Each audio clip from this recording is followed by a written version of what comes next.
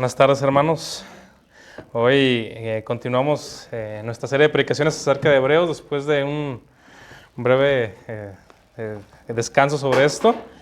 Recordemos que el tema principal que tenemos es Jesús, el mediador de un nuevo pacto. Y el tema principal de Hebreos 9 es la superioridad del sacrificio de Cristo.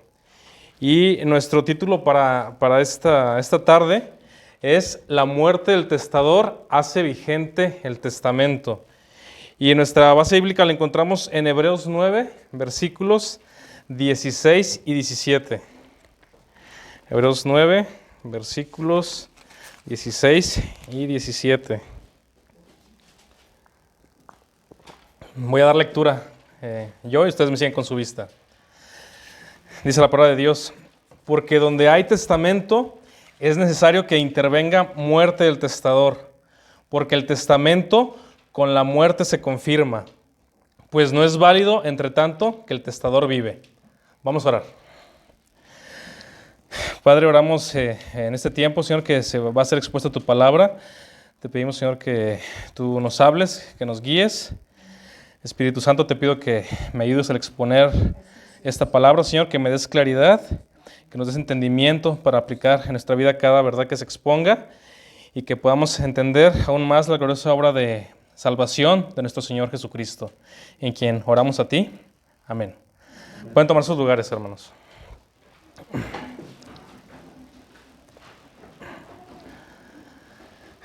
Bien, hermanos, la fe cristiana es la única que tiene a un Dios todopoderoso y que es infinitamente sabio en su diseño y cumplimiento de sus planes.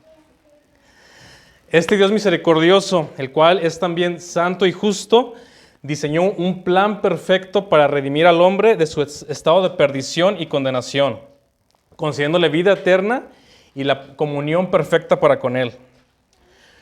Nosotros, teniendo la revelación completa de la palabra del Señor, podemos ver en el Antiguo Testamento un plan de redención que empieza a revelarse desde muy temprano, desde Génesis 3:15.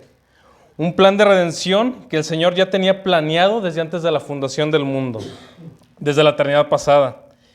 Y nosotros hemos podido ver cómo a lo largo de la historia de los sucesos en el pueblo de Dios, cómo Dios actúa. Hemos podido ver claramente cómo progresivamente se va revelando ese plan de redención. Y al estudiar la palabra podemos ver cada vez más diversos aspectos de los diferentes pactos y cómo ellos se empezaban a revelar, apuntando todos a ellos a la consumación de ese único pleno cumplimiento que es en Cristo Jesús. Respecto a la salvación del hombre, la Biblia nos enseña las siguientes verdades, que son profundas y misteriosas para poder comprenderlas totalmente en nuestras mentes finitas.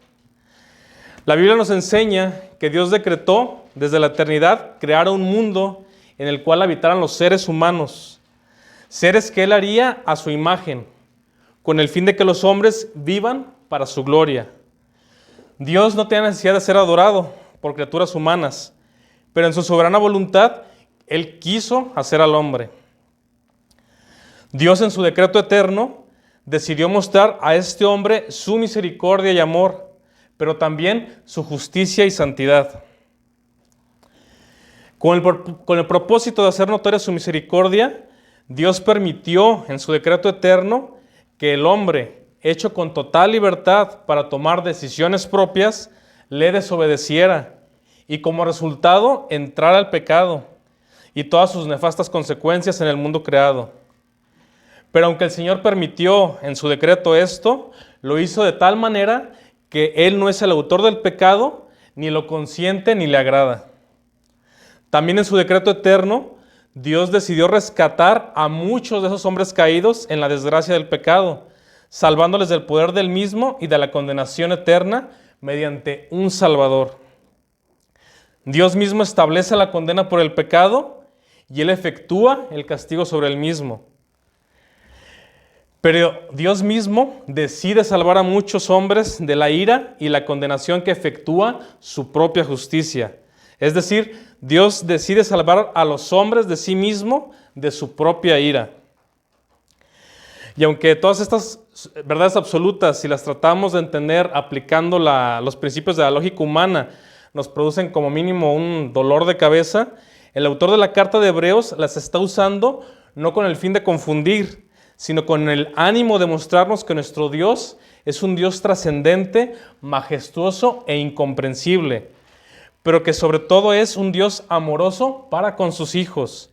Es un Dios que decidió diseñar un plan de salvación que solo su mente suprema puede comprender a perfección. Nosotros tratamos de entender al máximo este plan, pero lo que mayormente nos corresponde es aceptarlo mediante la fe, disfrutando de la abundante gracia de nuestro Salvador. El pueblo judío también tenía la palabra del Señor y muchos de los aspectos que nosotros tenemos hoy y que creemos hoy por la palabra de Dios, ellos también lo tenían. Sin embargo, nosotros podemos ver los errores en la necedad, en la terquedad y dureza de corazón de muchos de ellos. Cuando ellos, teniendo la Escritura, muchos de esos aspectos que iban revelando ese plan de redención en Cristo Jesús, cómo ellos decidieron pasarlos por alto o de alguna manera omitirlos.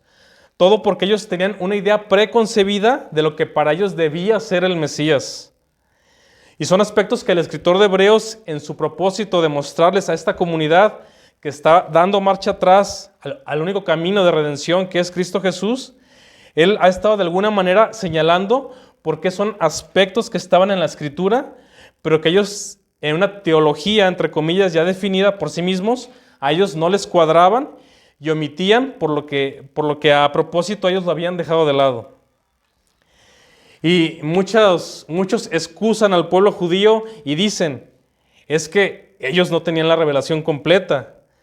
Sin embargo, vemos que en el momento que el Señor Jesucristo se hace carne, nosotros vemos que Él hace una crítica directa hacia estos hombres, en el sentido de que teniendo en las Escrituras muchas de esas cosas en las que ellos tropezaban, ellos fueron necios en su corazón y no se dispusieron a creer estas verdades.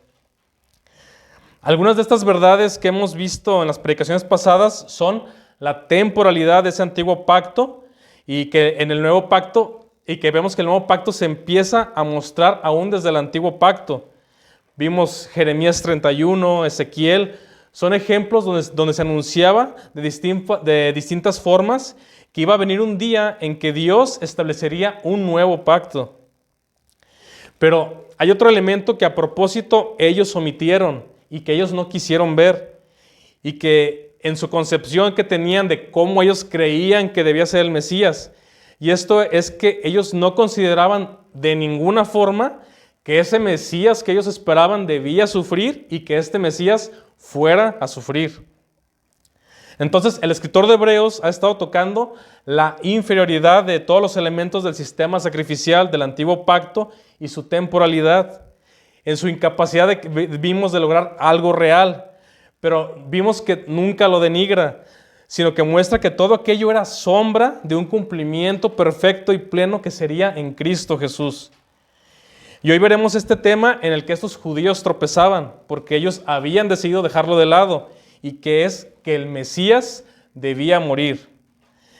Dice Isaías 53, 10, 12, que acabamos de leer y que vimos en la clase de confesión, hablando de Cristo el mediador, de la expiación, que es la muerte sustituta. Dice Isaías 53, 10, versículos del 10, 53, versículos 10 al 12, dice el profeta Isaías sobre el Mesías, dice, con todo eso, Jehová quiso quebrantarlo, sujetándole a padecimiento. Cuando haya puesto su vida en expiación por el pecado, verá linaje, vivirá por largos días y la voluntad de Jehová será en su mano prosperada.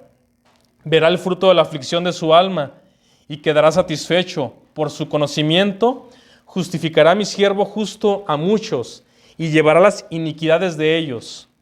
Por tanto, yo le daré parte con los grandes y con los fuertes repartirá despojos, por cuanto derramó su vida hasta la muerte y fue contado con los pecadores, habiendo él llevado el pecado de muchos y orado por los transgresores. Entonces, este texto del Antiguo Testamento es claramente mesiánico, porque vemos que está hablando del siervo del Señor, que desde nuestra perspectiva es sumamente claro, pero no podemos excusar al pueblo judío de no ver en ello lo que la Escritura dice, Y no lo podemos excusar porque el Señor mismo los reprende al no aceptar lo que la Escritura decía claramente acerca de Él, que debía padecer sufrimiento y debía morir. Así que vemos que el Señor mismo usa la Escritura para reprenderlos. Nosotros no tenemos por qué minimizar lo que ellos hicieron. Y vemos que tan responsables son de lo que hacen, que Dios desecha a ese pueblo, no a los elegidos, y añada a los que ya había establecido, a los gentiles, a ese pueblo de Dios. Y hermanos, hemos estado viendo que la intención del autor de la carta ha sido mostrar la insuficiencia de todo lo establecido en el antiguo pacto para mostrar que tan solo era una sombra de la obra de Cristo. Hemos visto que uno de los grandes tropiezos que tenían esos judíos es la incapacidad de ver la temporalidad de todas aquellas cosas que tenían que ver con la ley ceremonial. Vimos el pacto, los sacrificios, el sacerdocio, la parte ritual, pero otro gran tropiezo que tenían, recalcamos, es la necesaria y anunciada muerte que debía vivir el Cristo, el Mesías. Y en el versículo que sirvió de base para la predicación anterior, vimos esas dos verdades en las que tropezaban los judíos. La transitoriedad del antiguo pacto, pero también en ese texto está esa otra verdad, que es la muerte de Cristo que era necesaria y que estaba anunciada en las Escrituras. Recordando Hebreos 9:15 dice, así que por eso es mediador de un nuevo pacto, para que interviniendo muerte para la remisión de las transgresiones que había bajo el primer pacto, los llamados reciban la promesa de la herencia eterna. Entonces, la primera verdad y con la que tropezaban los judíos era la verdad gloriosa de que por el sacrificio de Cristo, esos llamados reciben la promesa de la herencia eterna. ¿Y por qué es un tropiezo? Porque en ellos se muestra la superioridad del sacrificio de Cristo frente a los sacrificios del antiguo pacto. Esa verdad gloriosa sirve para presentar esa otra verdad en la que ellos también tropezaban, que era la necesaria y anunciada muerte del Mesías. ¿Y en dónde lo encontramos? Allí mismo en el versículo 15, donde dice, para que interviniendo muerte. Y el apóstol Pablo narra esa verdad gloriosa en lo que los judíos tropezaban. En la primera carta a los Corintios, capítulo 1, versículo 23, el apóstol Pablo, hablando de la predicación que les da del Evangelio, les dice lo siguiente. Dice el apóstol, pero nosotros predicamos a Cristo crucificado, para los judíos ciertamente tropezadero y para los gentiles locura. Entonces vemos que el Cristo debía morir y esto era tropezadero para los judíos. Y ahora, ¿por qué tropezadero? Porque al no aceptar esa verdad gloriosa anunciada en las propias Escrituras, esto era para su caída. ¿Y por qué era para su caída? Porque cuando se anuncia el Evangelio a Cristo y a su muerte, ellos decían, eso no puede ser. Y por eso para ellos era tropezadero. Todo eso a pesar de que la Escritura lo afirmaba y lo anunciaba de antemano. Pero ellos prefirieron mantener sus propias ideas con respecto al Mesías, lo que ellos querían, y que se habían formado con algunas verdades a medias escriturales y que les habían sido impuestas por sus líderes religiosos, pero desechando otras verdades escriturales. Entonces nuestro Señor mismo, resucitado en cuerpo glorioso, confirma la afirmación de las Escrituras sobre el necesario padecimiento de Cristo y también de la necedad del pueblo judío a creerlo. Lucas 24, que también acabamos de leer hace un momento, este pasaje narra cuando algunos de los discípulos van en el camino a Emaús y van discutiendo entre ellos a causa de la muerte y crucifixión de Cristo, y Él se une a ellos y les son vedados los ojos para que no lo reconozcan, y Él empieza a escuchar, y entonces Cristo mismo les dice, oh insensatos y tardos de corazón, para creer todo lo que los profetas han dicho. ¿No era necesario que el Cristo padeciera estas cosas y que entrara en su gloria? Y comenzando desde Moisés y siguiendo por todos los profetas, les declaraban en todas las Escrituras lo que de Él decían. Entonces vemos que el Señor mismo les dice insensatos. Insensato es sin sentido o muy tonto. Dice, insensatos y tardos de corazón para creer lo que había sido anunciado por los profetas. Entonces vemos que el Señor no los disculpa. Vemos claramente una exhortación y un señalamiento por la incredulidad de este pueblo. El Señor Jesús le recalca la necesidad de que el Cristo padeciera y que comenzando desde Moisés y todos los profetas les había sido anunciado. Así que la muerte del Mesías fue un tropiezo para muchos de los judíos. Pero vemos que no es un tropiezo porque fuera algo que estuviera vedado para ellos o por la Escritura. Fue un tropiezo porque ellos se formaron una imagen propia con pedazos de la Escritura de lo que a ellos les parecía que debía ser Cristo. Y desechando aspectos muy importantes, como era que el Mesías tenía que padecer. Y esto, hermanos, es un llamado de atención también para nosotros hoy en día. Porque vemos que es increíble que como hay personas que se dicen creyentes y que ante verdades tan evidentes en la Escritura hay una negativa a creerlas. ¿Y por qué una negativa a creerlas? ¿Porque no están en la Escritura? ¿Porque no están muy claras? No, vemos que no es así. La razón de su negativa es la misma que nosotros encontramos en esta porción, que ellos han formado una imagen de lo que ellos consideran. Ellos dicen, no queremos conocer un Dios como lo revela la Biblia, sino que a mí me parece que Dios debería ser así. En eso mismo tropezaban los judíos. Y tal vez muchos digan, pero con ese aspecto nosotros no tropezamos. No tenemos tropiezo en considerar que Jesús fue crucificado, muerto y resucitado. Pero hay un tropiezo en la razón de por qué murió. ¿Y dónde vemos que hay un tropiezo? Cuando las personas consideran que hay algún tipo de capacidad en ellas para acceder, no por obra de Dios, sino por sus propias obras a la salvación. La crucifixión de Cristo para muchos es tropiezo en el sentido que han dado un sentido diferente a lo que la cruz expresa, que es que la condición del hombre merece la muerte. Así que vemos que no estamos muy lejos de lo que pasaba en esa época hoy en día. Y volviendo al contexto, el escritor de Hebreos pasa de exponer la verdad gloriosa de que el sacrificio de Cristo cumple un propósito pleno que los sacrificios del Antiguo Testamento no cumplían. Y toma esa verdad gloriosa para introducir y exponer la razón que les estaba haciendo tropiezo a esa comunidad y que era la necesaria muerte del mediador para ratificar ese nuevo pacto. Y a continuación, partiendo de esa verdad gloriosa que vimos en el sermón anterior, da las razones bíblicas para sustentar de por qué era necesario que muriera el Mesías. Y la primera razón que da, y que veremos esta tarde, es que un testamento exige una muerte. Un testamento exige una muerte. Hebreos 9, 16 y 17 dice, porque donde hay testamento es necesario que intervenga muerte del testador, porque el testamento con la muerte se confirma, pues no es válido entre tanto que el testador vive. Y aquí es donde nos preguntamos, pues ¿qué no estábamos hablando de un pacto? Dice, ¿en qué momento pasamos a un testamento? Estábamos hablando de un pacto y ahora estamos hablando de un testamento. Y a nosotros nos cuesta un poco de dificultad seguir el argumento de la traducción a nuestro idioma, porque estamos casi obligados a usar dos palabras diferentes en español, en este texto que hemos venido estudiando, para representar dos aspectos diferentes del significado de una sola palabra del idioma griego. Ya que mientras en la argumentación en griego que está haciendo el escritor bíblico, no necesita él usar dos palabras, sino solo una palabra, porque se conoce en el griego esos dos aspectos de la palabra, a nosotros se nos tuvo que traducir con dos palabras, aunque la palabra que está en el original es una sola.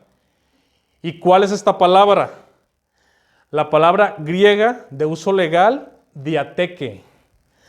Diateke. En el versículo 15 que estamos estudiando la última vez, diateke se traduce como pacto. El versículo 15 dice, así que por eso es mediador de un nuevo pacto. Sería así que por eso es mediador de un nuevo diateke. Pero en el texto que estamos estudiando esta tarde, en los versículos 16 y 17, dice, porque donde hay testamento, y en el 17 dice, porque el testamento.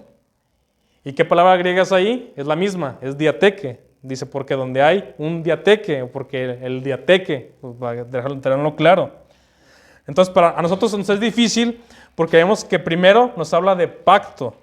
y lo hemos estado explicando, pero ahora habla de testamento. Y la dificultad que tenemos es la palabra griega con los dos aspectos, que para la audiencia original era muy claro, pero en nuestro idioma no lo es. De ahí el uso de dos palabras para una sola que se usa en el idioma original. Ahora, ¿cuáles son los dos aspectos diferentes del significado de esta palabra tan importante, diateque? El primero que traducimos como pacto es evidente. Pacto es una obra de Dios en donde Él ha establecido unos requerimientos, unas obligaciones para el hombre y unas promesas. Un pacto para establecer por gracia una relación con ese pueblo. Es un convenio, una alianza. Pero la palabra diateque en su aspecto de pacto tiene una particularidad. Y es que ese convenio es establecido de manera unilateral. Para entenderlo más claro, por una sola de las partes, ¿sí? Y no estaba condicionado a la voluntad o aceptación de la otra parte, ¿sí? Porque había otra palabra griega que era sinteque, que era para referirse a un pacto bilateral, ¿sí? Que se hace entre dos iguales o dos partes, en donde ambos establecen obligaciones recíprocas y condiciones, como podría ser un contrato de compraventa entre iguales, ¿sí? Entonces, ese es el primer aspecto, la palabra pacto, el pacto que Dios establece por gracia para relacionarse con su pueblo y que es establecido por una sola de las partes, que es Dios. Por eso en el versículo 15, que dice, por el sacrificio de Cristo, Él se ha hecho mediador de un nuevo pacto, pacto es en ese sentido, de la relación de un Dios con su pueblo, de una manera unilateral. Entonces, ahora el otro aspecto o significado de la palabra diateque, y que ellos conocían bien, se refería a un testamento o a una última voluntad que también era establecida de manera unilateral por una sola de las partes para indicar la distribución de los bienes o beneficios después de la muerte del testador. Entonces, es por esto, si ponen atención, es que nosotros tenemos dividida nuestra Biblia como Antiguo y Nuevo Testamento, pero también podríamos decirle Antiguo Pacto y Nuevo Pacto, ¿sí? Entonces miren cómo aún en nuestro idioma nosotros tenemos los dos aspectos, sin embargo no siempre estamos conscientes de ello, ¿sí? Sino que siempre estamos más conscientes del aspecto de pacto. Ahora, los traductores griegos del Antiguo Testamento, o sea, los que tradujeron la Biblia del hebreo al griego, que se conoció como la Septuaginta, y los escritores del Nuevo Testamento usaron la palabra diateque como traducción de la palabra hebrea berit. Y esa palabra hebrea era pacto o alianza. Pero también tenían en el idioma hebreo, esos dos aspectos. Un pacto entre desiguales, en el que una sola de las partes establece una relación y que esa parte ha determinado cómo va a ser. Eso lo vemos en cuanto a Dios con su pueblo escogido. Pero también el otro aspecto que estaba presente de un testamento, que también es una voluntad establecida de manera unilateral por una sola de las partes, para indicar la distribución de sus bienes o bien el beneficio que le vendría a los otros que estaban designados después de la muerte del testador. Ahora, de los dos aspectos, testamento es la única clase de pacto o convenio establecido de manera unilateral en que depende para su ejecución de la muerte de la persona que lo hace. En la primera no. En este aspecto sí. Para que se cumpla, se ejecute, se necesita la muerte. Entonces, si no tenemos claro los dos aspectos de la palabra pacto o diateque, y no tenemos presente que el aspecto donde se requiere para la confirmación de ese pacto es la muerte del testador uno solo, que es el testamento, nos puede crear una confusión. Por eso los versículos 16 y 17 del pasaje que estamos estudiando esta tarde correctamente dice, porque donde hay testamento es necesario que intervenga muerte del testador. Si nosotros tradujéramos, porque donde hay pacto es necesario que intervenga muerte del pactante, eso no aplica a los otros pactos establecidos de una manera progresiva en el pacto de gracia, en los diferentes pactos que tenemos. Dios estableció su pacto y aunque se ratificó con sangre, y el antiguo pacto se ratificó con sangre, eso no quería decir que Él lo estaba estableciendo, que lo que Él había establecido era para morir, ¿sí? Pero en Cristo y el nuevo pacto sobresale el aspecto de la muerte del testador, para que se vengan los beneficios, para aquellos que son los beneficiarios de ese testamento. Entonces, al leer, porque donde hay testamento es necesario que intervenga muerte del testador, porque el testamento con la muerte se confirma, pues no es válido entre tanto que el testador vive. Entonces nosotros podemos decir, muy bien, ya lo entendí, pero para los receptores originales esto era una argumentación muy fuerte y muy sólida, porque ellos sí conocían el segundo aspecto de la palabra diateque o pacto. Así que el autor está mostrando escrituralmente cómo en este nuevo pacto era necesario que el mediador y quien establece este nuevo pacto muriera. ¿Y por qué debía morir Cristo? Porque el testamento exige una muerte. Porque el pacto en su aspecto de testamento exige una muerte. Entonces, visto lo anterior, no tenemos duda que aquí la palabra diateque debe ser traducida como testamento en vez de pacto, porque en este pasaje vemos los requisitos de un testamento que aparecen en este pasaje. Vemos un testador, vemos herederos, vemos bienes, vemos la muerte de un testador y el hecho de que la muerte es establecido en la corte. El testador vemos que es Dios, quien decide de manera unilateral dejar una herencia de calidad indescriptible y de durabilidad eterna. Los herederos son sus hijos amados, los cuales fueron escogidos por gracia desde la eternidad. Son hijos adoptados, no merecedores del bien divino, pero siendo comprados con la sangre preciosa de Cristo, vinieron a ser hermanos de Él y por lo tanto hijos de Dios. Entonces, siendo hijos, entonces se convierten en herederos de su Padre, en este caso de Dios mismo.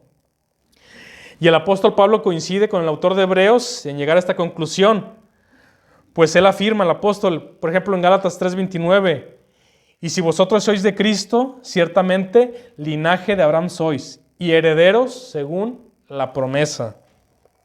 Romanos 8:17 dice, y si hijos, también herederos, herederos de Dios y coherederos con Cristo. Tito 3:7 dice, para que justificados por su gracia, viniésemos a ser herederos conforme a la esperanza de la vida eterna. Los bienes de este testamento que se heredan no son de este mundo, los cuales serían perecederos, sino somos herederos de los bienes que son de las cosas celestiales, espirituales y eternas. Y ya hemos visto en qué consiste esta herencia, la cual de manera especial se refiere a la reconciliación y el restablecimiento de una comunión perfecta con su excelsa majestad. Somos herederos del reino de Dios, como dice Santiago. Dice, hermanos míos amados, oíd, ¿no ha elegido Dios a los pobres de este mundo para que sean ricos en fe y herederos del reino que ha prometido a los que le aman? Y ahora, hermanos, debemos ser cuidadosos al considerar la figura del testamento que usa el autor en estos pasajes. Pues de lo contrario, si tomamos cada uno de los detalles de un testamento, tal como los conocemos hoy, podemos llegar a conclusiones distintas a las que se propone el autor, y por cierto, erróneas. Alguien pudiera preguntar, bueno, si Dios escribió un testamento, entonces significa que Él esperaba morir algún día, por lo cual decidió dejar sus bienes a otros. Otra pregunta sería, ¿quién se encargaría de ejecutar el cumplimiento del testamento luego de la muerte de Dios? Si es necesaria la muerte del testador, ¿cómo puede ser también el mediador o albacea que garantiza que los beneficiarios reciban los beneficios? Se supone que el testador, siendo que muere, no es el que se encarga de dar cumplimiento con el testamento. Si la herencia se recibe luego de la muerte del testador, entonces, ¿cómo pudieron Moisés, David y los santos del Antiguo Testamento el perdón ofrecido en este testamento si Cristo aún no había muerto? ¿Es esta herencia para un grupo indefinido de personas o hay nombres escritos en este testamento? Entonces, en la analogía humana se ve de esta manera. Yo soy el testador y voy a dejar mis cosas determinadas a cierta persona cuando yo muera. Eso es lo que entendemos todos. ¿Y cómo se garantiza ese punto? Se necesita un mediador. Y siempre un mediador es una tercera persona. Pero en este caso, no aparece un tercero, porque se está estableciendo que por su sacrificio, Él mismo es el mediador de ese pacto, en los dos aspectos, en el cumplimiento relacional y en el sentido de testamento. Entonces, ¿cómo es posible que sea un testamento? Y el escritor cristiano F.F. Bruce al respecto dice: todas las analogías de nuestra vida ordinaria deben ser defectuosas cuando se aplican a aquel que se levantó de la muerte. Y por lo tanto, Él es personalmente capaz de asegurar a su pueblo aquellos beneficios para cuya obtención Él murió. Él es el testador y Él es el ejecutor. Todo en uno, garantía y mediador al mismo tiempo. Entonces, aunque no podemos tomar cada detalle de un testamento terrenal y que cualquier analogía humana es defectuoso cuando se aplican a nuestro Salvador, el autor quiere resaltar aquí que las promesas del nuevo pacto son como un testamento, donde Dios promete bendiciones para sus escogidos a través de la muerte de su Hijo. Dios mismo escribe el testamento, Él muere en la persona de su Hijo y Él se encarga de que el testamento se cumpla en todos los herederos, los cuales, por cierto, no son un grupo indefinido de personas o indeterminado, sino que en ese testamento están escritos los nombres de todos y cada uno de los que fueron pedidos como herencia por Cristo al Padre. Y esto lo dice en la Escritura. Dice Juan 17:6, pídeme y te daré por herencia las naciones y como posesión tuya los confines de la tierra. Salmo 2:8. Y Juan 17:6 dice, el Padre vemos que el Padre le dio a su Hijo en el consejo eterno de redención que le pidiera a la gente que Él deseaba para sí. Y dice Juan 17:6, he manifestado tu nombre a los hombres que del mundo me diste. Tuyos eran y me los diste y han guardado tu palabra. Entonces los que están escritos en el testamento de Dios son los que el Padre le dio al Hijo para salvarlos. Y dice Apocalipsis 6:11, y se les dieron vestiduras blancas y se les dijo que descansasen todavía un poco de tiempo hasta que se completara el número de sus consiervos y sus hermanos, que también habían de ser muertos como ellos. Y ahora la segunda razón de por qué era necesario que muriera el Mesías la encontramos en el versículo 17.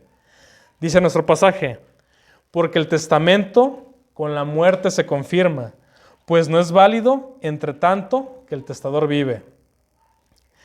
Jesús, el mediador del nuevo pacto, procuró una alianza para encontrar el camino que pudiera permitir al hombre volver a tener comunión con el Dios Santo. Y en esa alianza o pacto se comprometió a cumplir lo que se requería para que se diera nuevamente esta comunión. Esto solo podía hacerse mediante una satisfacción plena de la justicia divina, mediante el derramamiento de la sangre valiosa de nuestro Señor. Con el fin de asegurar que su pueblo pudiese participar de los beneficios del pacto de la gracia, la cruz de Cristo se ha convertido en ese pacto, en un testamento. Ahora con la muerte del testador queda confirmada la herencia eterna y nada podrá cambiar esa situación para los herederos, porque el testamento ha sido ratificado delante del juez eterno y él ha verificado que realmente se dio la muerte del testador. Ahora, lo que buscaba el nuevo pacto se ha cumplido de manera perfecta y los escogidos pueden disfrutar de la eterna comunión con el Padre y nada podrá cambiar esa situación. Esa es la seguridad de la salvación que tenemos los creyentes. Nuestra salvación es la herencia que el Señor ha prometido para su pueblo. Y siendo que se dio la muerte del testador, entonces nuestra salvación está asegurada por ese testamento que ya nadie ni nada podrá cambiar. Ahora vivimos en la libertad que Dios nos dio, Cristo, para agradar en santidad al Padre. Y aunque no vemos que somos libres totalmente del poder del pecado, no obstante, ahora estamos en vida nueva y caminamos en pos de la santidad, anhelando nuestro peregrinar que llegue el día glorioso cuando nunca más ofenderemos a nuestro Dios Santo. Hermanos, Jesús tomó nuestro lugar en este pacto de redención y ahora por la ratificación del testamento que nos legó una herencia eterna, nosotros hemos cumplido en Él perfectamente las demandas de la santa ley de Dios. Hemos llevado el castigo eterno en Cristo de nuestros pecados y hemos sido hechos justicia de Dios en Él. De manera que nada nos separará del amor de Dios que es en Cristo Jesús. Dice Romanos 8, 38 y 39, ni la muerte, ni la vida, ni ángeles, ni principados, ni potestades, ni lo presente, ni lo porvenir, ni lo alto, ni lo profundo, ni ninguna otra cosa creada nos podrá separar. Si no fuera por la muerte de Cristo, que hizo efectivo para nosotros el testamento donde Dios nos ofrece gracia abundante, no tendríamos seguridad de nuestra salvación. Porque luego de conocer a Cristo y creer en Él, aún esos pecados nos alcanzan. Pero sabemos que nada impedirá que nosotros se cumpla el propósito de la salvación eterna. Pues un testamento, luego de la muerte del que lo hizo, no puede tener cambio alguno. Ahora, alguien podría decir que aunque el testamento ha sido confirmado por la muerte del testador, no obstante se requiere que los herederos reclamen la herencia. Pues de lo contrario, aunque sean herederos, si ellos no lo reclaman, no podrán disfrutarla. Y ya hemos dicho que ninguna analogía es suficiente cuando hablamos de la obra de nuestro Salvador. Pero ¿cómo se recibe la herencia eterna? Por medio de la fe y el arrepentimiento. Es decir, la fe y el arrepentimiento son requisitos para recibir la herencia. Pero lo maravilloso de este plan perfecto de salvación es que en este nuevo pacto provee la fe y el arrepentimiento como un don o gracia que nos es dada por Dios. Dice Arthur Pink, la fe es un medio para recibir y participar de las cosas prometidas. El arrepentimiento es un título mediante el cual podemos saber que somos las personas a las que pertenecen tales promesas. No obstante, es preciso recordar que el que ha hecho las promesas trabaja en sus escogidos estas gracias, concediéndoles la fe y el arrepentimiento. Entonces, hermanos, como conclusión, que lo anterior nos sirva a cada uno de nosotros para que podamos comprender la profundidad de la obra de Cristo, como el que establece un nuevo pacto en dos aspectos. Primero, cumpliendo perfectamente las demandas que Dios estableció con su pueblo y a la vez muriendo, pagando por las transgresiones que ese pueblo no cumple. Y en el otro aspecto, en donde después de haber cumplido, administra su obra meritoria a quienes Él desea. Pero debe morir en ese segundo aspecto. Y para que se cumpla solo puede ser cumplido por aquel que se levanta de la muerte. Y este tipo de enseñanza hace que a cualquiera que piense que depende de sus propias obras la salvación eterna, le haga volverse loco. Porque esa es la misma situación que estaba viviendo esa comunidad. Porque el regresarse al antiguo pacto era depender de las obras de la ley. Y cuando uno entiende lo que Dios ha establecido soberanamente y los grandes beneficios para nuestra vida, vemos que no nos queda otro camino, solamente gratitud y adoración a Dios. ¿Y qué camino le queda al que cree? Que es por su propio esfuerzo, orgullo y altivez. La profundidad del plan redentor nos debe dejar sin palabras. Todo lo hizo Él. Él estableció un pacto con su pueblo. El pueblo no podía cumplir, por eso se hace hombre y Él lo cumple perfectamente. Pero como Él es justo y el pueblo lo transgredió, pues Él lo carga sobre sus hombros y muere en la cruz del Calvario. Y en el otro aspecto del pacto, Él decide darnos los beneficios, pero necesita morir para que se cumpla en nosotros. Él muere y después resucita para asegurarse que lo recibamos. Entonces solamente nos queda darle gloria a Dios por esto. ¿Y qué nos deja todo lo anterior? En la Biblia observamos las múltiples iniciativas de Cristo para con nosotros. Él es nuestro mediador, nuestro sacerdote, nuestro rey, nuestro profeta.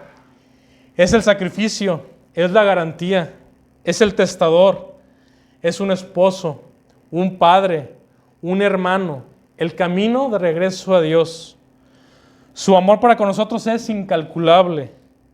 Que nuestros corazones sean llenos de agradecimiento y amor y nuestra fe sea fortalecida al ver la inmensa obra de nuestro Salvador, que en su deseo de salvarnos asumió tantos roles a la vez por nosotros.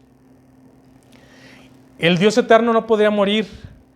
No obstante, en su amor por los suyos, participó de carne y sangre, de modo que probando la muerte, destruyera el imperio de la muerte y del pecado, concediéndonos libertad para adorarle y vivir en su presencia para siempre. Siempre tengamos presente esa muerte de la cual fluyó vida para millones de personas en todos los tiempos y naciones. Recordemos que ahora vivimos porque Él murió, de manera que ahora muramos a nosotros mismos, a nuestros deseos egoístas y a nuestro pecado, viviendo para Él, obedeciendo su voluntad. Y si aún no estás seguro de pertenecer al pueblo que hereda las promesas de Dios, si aún no sabes si tu nombre está escrito en el testamento o el pacto de gracia, entonces pide a Dios que te conceda el don de la fe y el arrepentimiento y que te traiga a Cristo. Arrepiéntete de tus pecados y suplica la misericordia divina, y así con un corazón dolido por haber ofendido tanto la santidad de Dios y volcando tu mirada para depositar la absoluta confianza en Cristo, buscando la salvación, solo así podrás estar seguro que formas parte de ese pueblo redimido por la sangre del Cordero y disfrutar de la herencia eterna en los cielos. Vamos a orar.